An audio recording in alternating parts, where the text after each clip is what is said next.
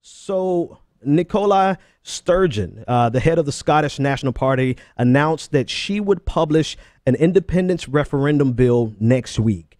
This will be at the first step towards a second referendum on Scottish independence.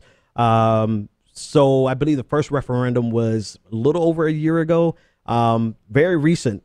So the previous, actually, no, not a year. It was 2 years ago. So and the no vote won with 55%. It's interesting to see if this would turn, and if it turns the second time around, would it turn on the fact that Britain is leaving the EU?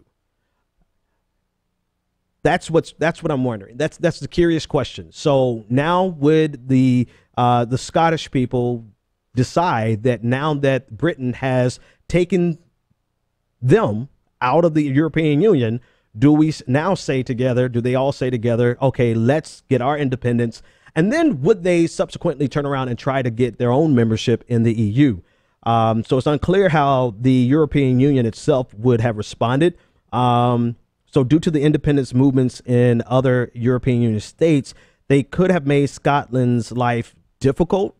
They still can actually make it difficult. Just because they get their independence from Britain does not mean that they would be accepted or even qualify to be accepted or get the vote from the other member states to be accepted inside of the European Union.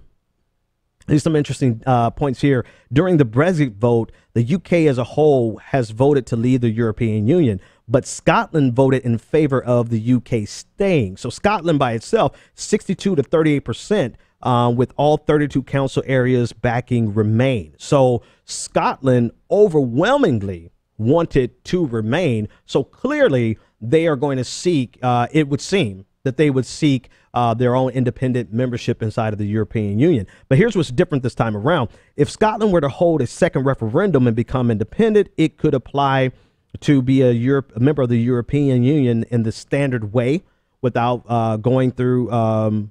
Yeah. OK, so it is now more plausible. I want to read this to you. It is now more plausible that the European Union member states would try to speed up the process for Scotland than it would have been at the time of the 2014. And this is according to the BBC independence referendum.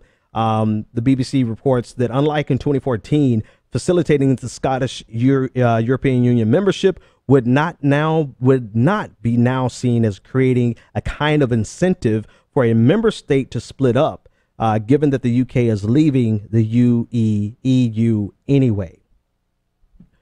So it's interesting in the sense of timing also, right? If you consider that Britain, they are in the process of leaving the EU, and this process literally could take years. Once they invoke Article 5, they have 2 years to actually negotiate their exit out of the European Union.